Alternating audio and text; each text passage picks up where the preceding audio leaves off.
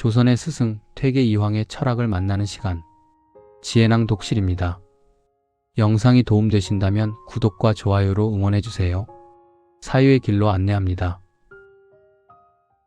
여러분 안녕하십니까? 오늘 이 시간 저는 평생을 자식 농사에 바치신 부모님들의 깊은 마음속 이야기를 나누고자 합니다. 혹시 이런 생각을 해보신 적이 있으십니까? 내가 이렇게까지 했는데 왜 자식은 내 마음을 몰라줄까? 내가 뭘 잘못했길래 자식이 나를 이렇게 대할까? 밤마다 뒤척이며 자식 걱정에 잠 못 이루시는 부모님들의 그 마음 저는 압니다. 평생을 허리띠 졸라매고 아끼고 또 아껴서 자식 뒷바라지 하셨지요. 그런데 막상 나이가 드니 자식들은 바쁘다며 전화 한 통 제대로 하지 않고 명절에 잠깐 들렀다가 급히 떠나가는 그 뒷모습을 바라보며 가슴이 무너지는 경험 누구나 한 번쯤은 하셨을 겁니다. 그런데 말입니다.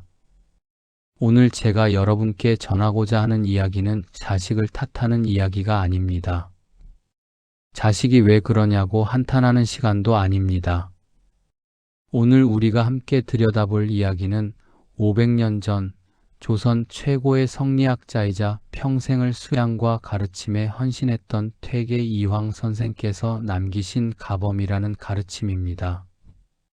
가범, 집안의 법도라는 뜻이지요. 퇴계 선생은 이 가범에서 이런 말씀을 하셨습니다. 부모가 흐트러지면 대가 끊긴다. 처음 이 말씀을 들으시면 가슴이 철렁 내려앉으실 겁니다. 대가 끊긴다니 이게 무슨 무서운 소리냐고 생각하실 수도 있습니다. 하지만 퇴계 선생께서 말씀하신 대가 끊긴다는 것은 자식이 없어진다거나 혈통이 사라진다는 뜻이 아닙니다. 정신이 끊긴다는 뜻입니다. 가문의 품격이, 가문의 정신이, 가문의 기운이 그 순간 끊어진다는 것이지요. 여러분 생각해 보십시오. 자식이 부모를 공경하지 않는 이유가 정말 자식만의 잘못일까요? 자식이 효도하지 않는 것이 정말 요즘 세상이 나빠서일까요? 아닙니다. 퇴계 선생은 그 원인을 부모에게서 찾으셨습니다. 부모가 흐트러지면, 부모가 스스로를 귀하게 여기지 않으면, 부모가 품격을 잃으면 그 순간 자식은 부모를 존경할 이유를 잃어버린다는 것입니다. 이것이 바로 오늘 우리가 함께 깊이 들여다볼 주제입니다. 부모된 우리가 어떻게 살아야 하는가? 예순을 넘기고 일흔을 바라보는 이 나이에 우리가 무엇을 바로잡아야 하는가? 그것이 바로 오늘의 이야기입니다. 그렇다면 퇴계 선생께서 말씀하신 흐트러짐이란 도대체 무엇일까요? 흐트러짐, 이 말 속에는 단순히 온 매무새가 흐트러지고 방이 어질러진다는 표면적인 의미만 있는 것이 아닙니다. 퇴계 선생께서 경계하신 흐트러짐은 마음의 흐트러짐이고 정신의 무너짐이며 삶에 대한 태도의 붕괴입니다. 나이가 들면서 우리는 자연스럽게 몸이 쇠약해지고 기력이 떨어집니다. 그것은 자연의 이치이고 어쩔 수 없는 일이지요. 하지만 늙어가는 것과 무너지는 것은 전혀 다른 문제입니다. 늙어가면서도 정신은 더욱 맑아질 수 있고 나이가 들수록 품격은 더욱 높아질 수 있습니다. 그런데 많은 분들이 예순을 넘기면서 이렇게 말씀하십니다. 이제 다 살았어. 이제 뭐하러 애를 쓰나. 바로 이 순간 흐트러짐이 시작되는 것입니다. 흐트러짐의 첫 번째 모습은 나태함입니다. 아침에 일어나도 이불을 개지 않습니다. 어차피 저녁에 또 눕겠는데 뭐하러 개냐고 생각하시지요. 옷도 대충 걸치고 머리도 빗지 않고 세수도 건성으로 하십니다. 혼자 있으니까 누가 보겠냐고 편한 게 최고라고 말씀하십니다. 하지만 여러분, 이것은 편안함이 아닙니다. 이것은 스스로를 포기하는 것입니다. 스스로를 귀하게 여기지 않는 것이지요. 부모가 스스로를 귀하게 여기지 않는데 어떻게 자식이 그 부모를 귀하게 여기겠습니까? 자식이 집에 왔을 때 침대에 누워서 텔레비전만 보고 계시는 부모의 모습, 구겨진 옷을 입고 흐트러진 모습으로 앉아 계시는 부모의 모습을 보면 자식의 마음 속에는 무의식적으로 공포가 생깁니다. 아, 부모님이 무너지고 계시구나. 부모님이 삶을 포기하셨구나. 이런 생각이 자식의 마음 깊은 곳에 자리 잡는 것입니다. 흐트러짐의 두 번째 모습은 비난과 불평입니다. 나이가 들면서 세상이 마음에 들지 않는 것이 한두 가지가 아닙니다. 요즘 젊은이들은 버릇이 없다. 세상이 왜 이 모양이냐. 정치인들은 다 똑같다. 온통 불평과 비난으로 가득 찬 말들을 하시게 됩니다. 자식들이 전화를 하면 건강 이야기, 돈 이야기, 힘들다는 이야기만 반복하십니다. 자식들이 방문하면 이것저것 잔소리를 하시고 다른 집 자식은 이렇게 효도를 잘하는데 너는 왜 이러냐고 비교하십니다. 여러분, 이런 언어는 독약입니다. 이런 언어는 가문의 기운을 죽이는 저주와 같습니다. 부모의 입에서 나오는 부정적인 말 한마디 한마디가 자식의 미래를 가로막는 장애물이 되고 가문의 앞길을 어둡게 만드는 먹구름이 됩니다. 흐트러짐의 세 번째 모습은 배움의 중단입니다. 나이가 이만큼인데 이제 뭘 더 배워? 이제 머리도 안 돌아가는데 공부는 무슨? 이런 말씀을 하시면서 책을 멀리하고 새로운 것을 배우려는 노력을 멈추십니다. 텔레비전 앞에 앉아서 하루 종일 드라마만 보시고 같은 이야기를 반복하시고 새로운 세상의 변화에는 전혀 관심이 없으십니다. 퇴계 선생께서 가장 경계하신 것이 바로 이것입니다. 배움을 멈추는 순간 사람은 죽은 것이나 다름없다고 하셨습니다. 숨은 쉬고 있지만 정신은 이미 죽어 있는 것이지요. 자식들이 보기에 이런 부모의 모습은 어떻게 비칠까요? 아, 우리 부모님은 이제 아무것도 하실 수 없구나. 그저 세월을 기다리며 살고 계시는구나. 이런 생각이 들면 자식은 부모를 동정하게 됩니다. 동정은 존경과 정반대편에 있는 감정입니다. 여러분, 이것이 바로 흐트러짐의 실체입니다. 나태함과 비난과 배움의 중단, 이 세 가지가 쌓이고 쌓이면 어느 순간 부모는 가문이 어른이 아니라 가문의 짐이 되어버립니다. 자식들이 명절 때 찾아오는 것이 의무가 되고 부모를 모시는 것이 부담이 되고 전화 한 통이 스트레스가 되는 것이지요. 이것이 바로 대가 끊기는 순간입니다. 혈통은 이어지지만 정신은 끊어지는 것입니다. 퇴계 선생께서 그토록 경고하신 것이 바로 이 지점입니다. 그렇다면 어떻게 해야 할까요? 퇴계 선생께서는 경이라는 한 글자로 그 해답을 주셨습니다. 경, 공경할 경자입니다.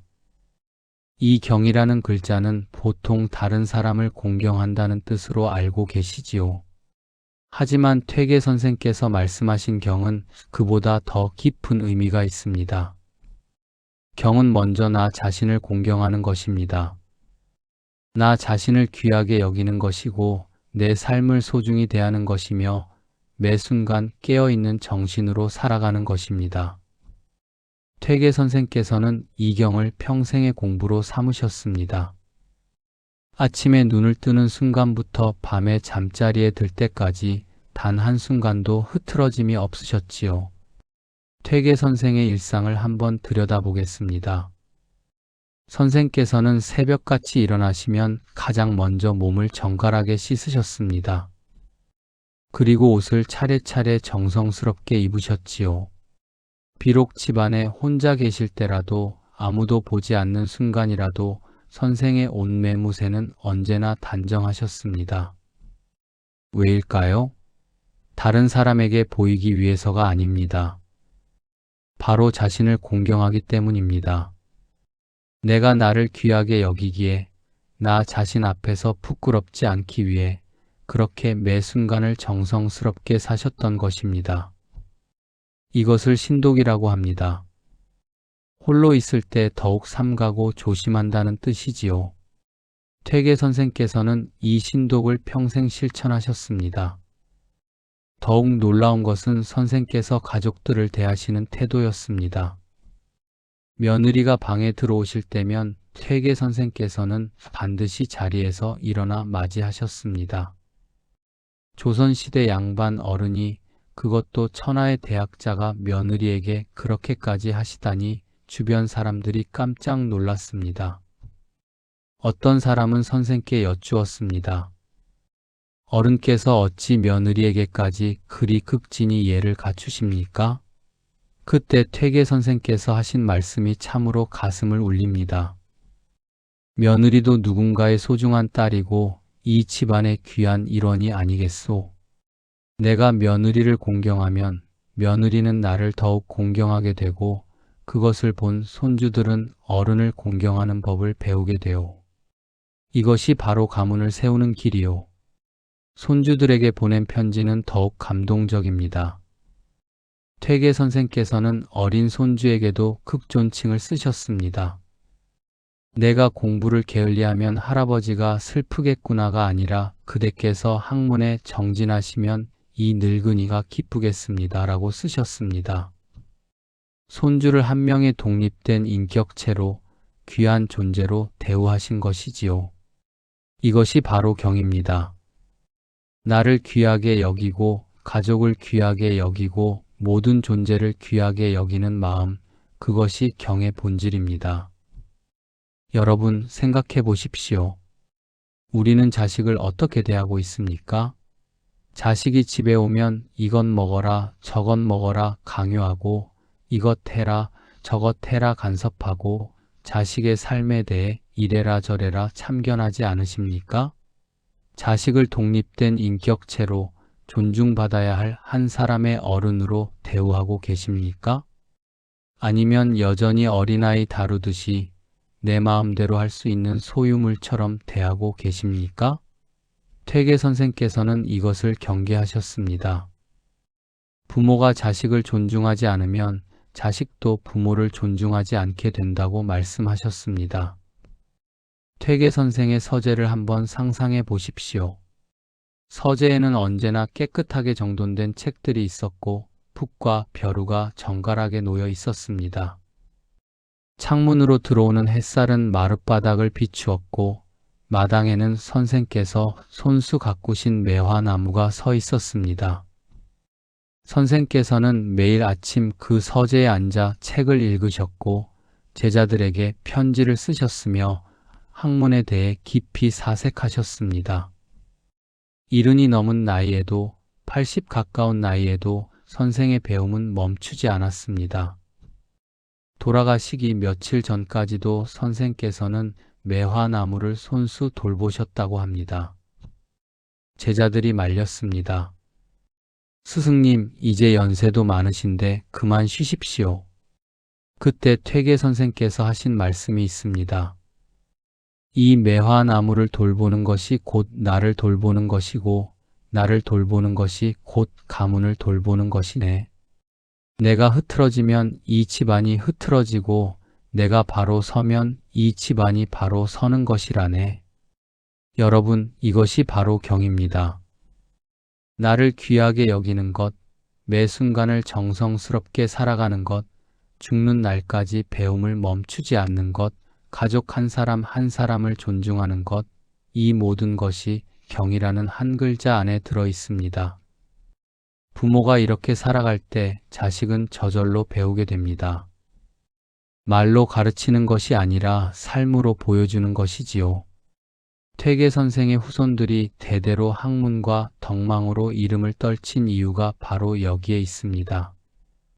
선생께서 몸소 보여주신 그 경의 삶이 후손들의 피와 살이 되고 가문이 정신이 되었던 것입니다. 그렇다면 구체적으로 무엇을 해야 할까요? 어디서부터 시작해야 할까요?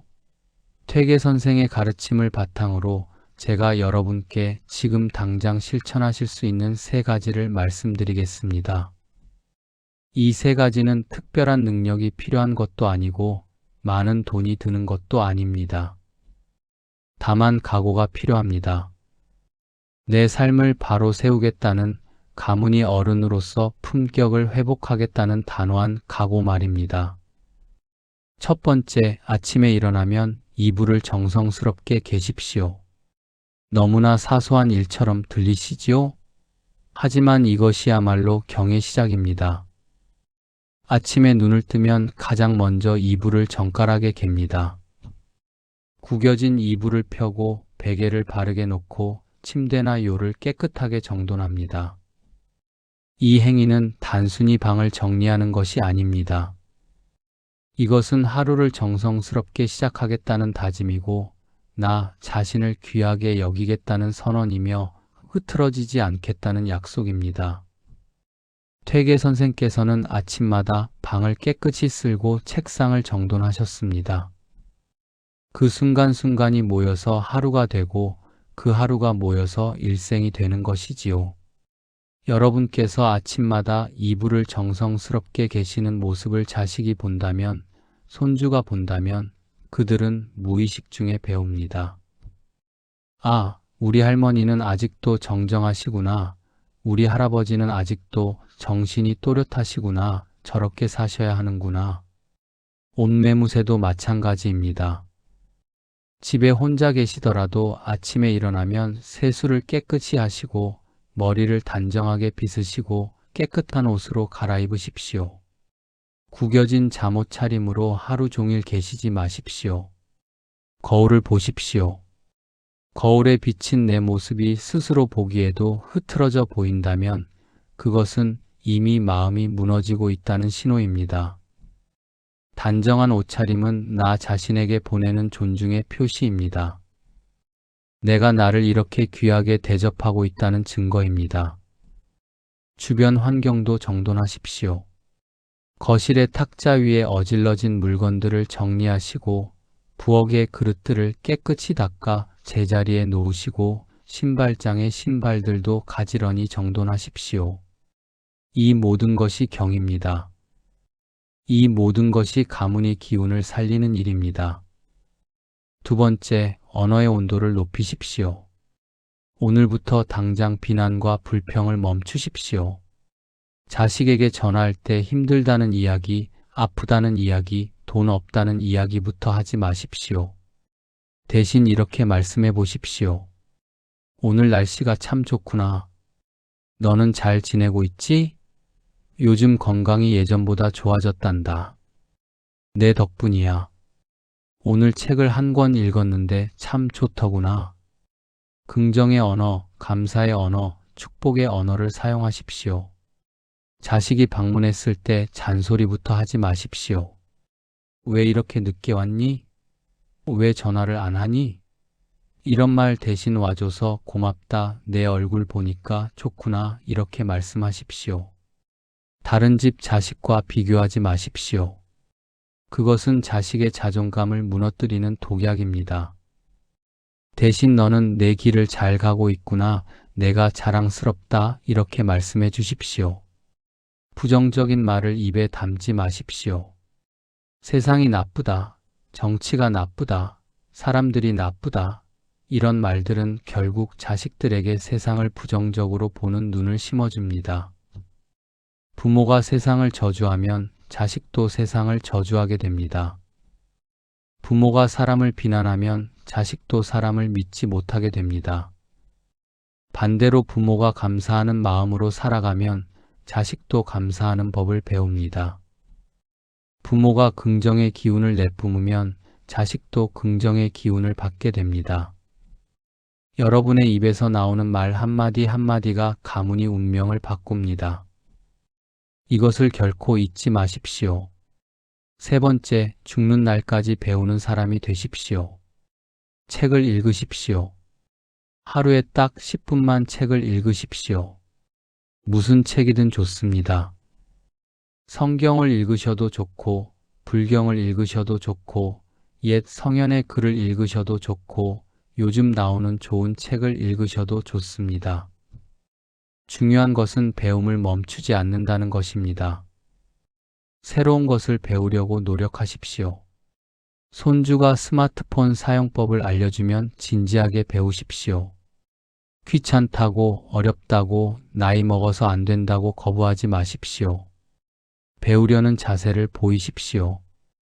그 모습 자체가 손주들에게는 위대한 가르침이 됩니다. 퇴계 선생께서는 80평생 동안 한시도 배움을 멈추지 않으셨습니다.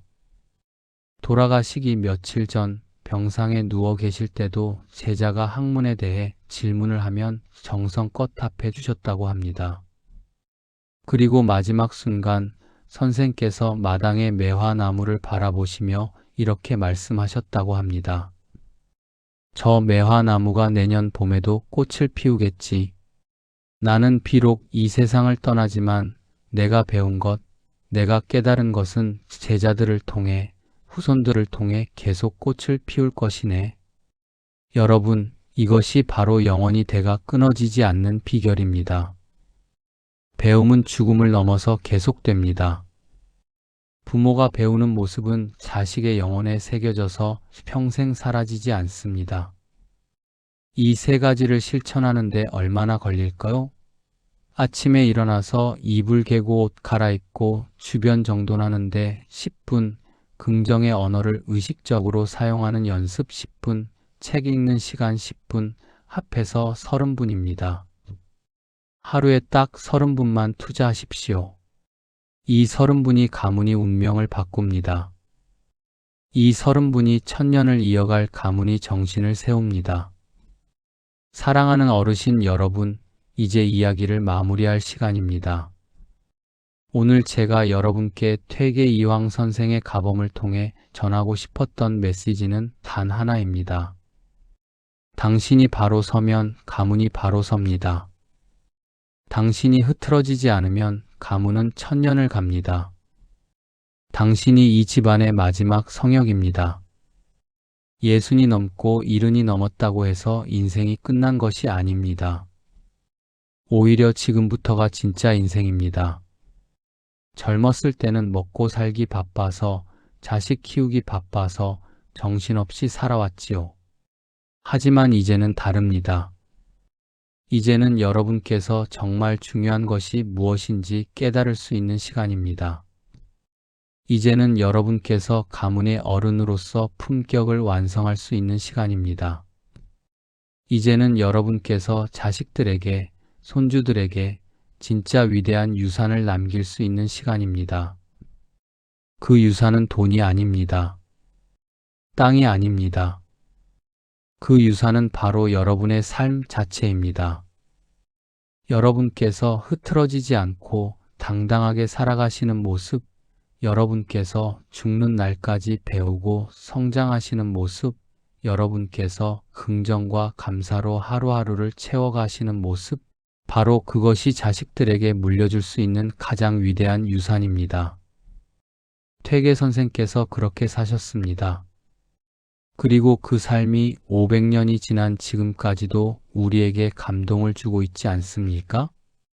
여러분, 오늘부터 시작하십시오. 내일부터가 아니라 오늘, 바로 지금부터 시작하십시오. 지금 계신 그 자리에서 주변을 한번 둘러보십시오. 흐트러진 것이 있습니까? 정돈하십시오. 마음속에 쌓인 불평과 비난이 있습니까? 내려놓으십시오. 배움을 멈춘 지 오래되었습니까? 다시 시작하십시오.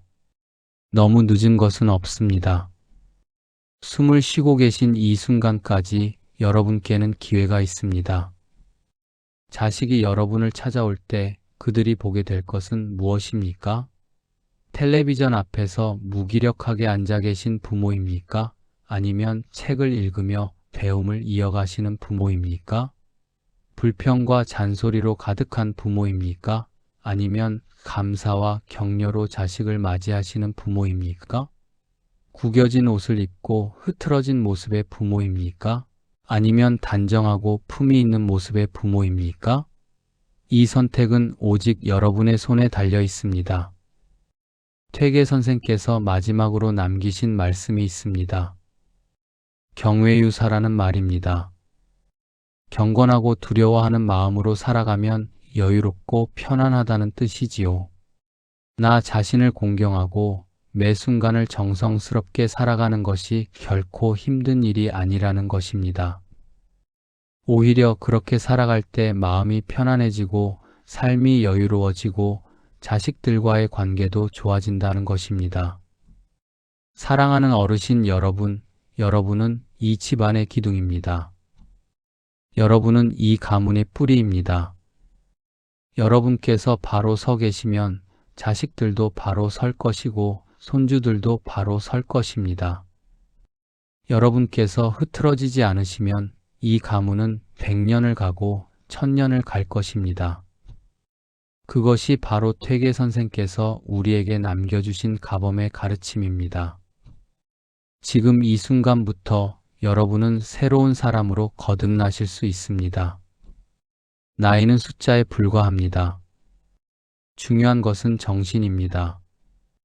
중요한 것은 태도입니다. 중요한 것은 매 순간을 어떻게 살아가느냐 하는 것입니다.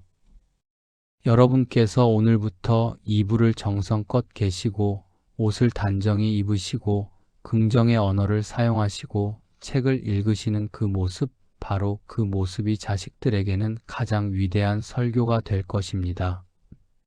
부디 기억하십시오. 당신이 이 집안의 마지막 성역입니다.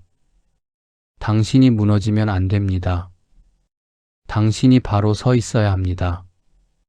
그것이 부모의 책임이고 어른의 품격이며 가문을 세우는 길입니다. 퇴계 선생께서 그렇게 사셨고 우리도 그렇게 살아갈 수 있습니다. 여러분 모두를 진심으로 응원합니다. 여러분의 남은 인생이 가장 빛나는 시간이 되기를 기도합니다. 여러분께서 가문의 위대한 어른으로서 자식들에게 영원히 기억될 그런 삶을 사시기를 간절히 바랍니다. 오늘 이 시간이 여러분 인생의 새로운 출발점이 되기를 소망합니다. 감사합니다.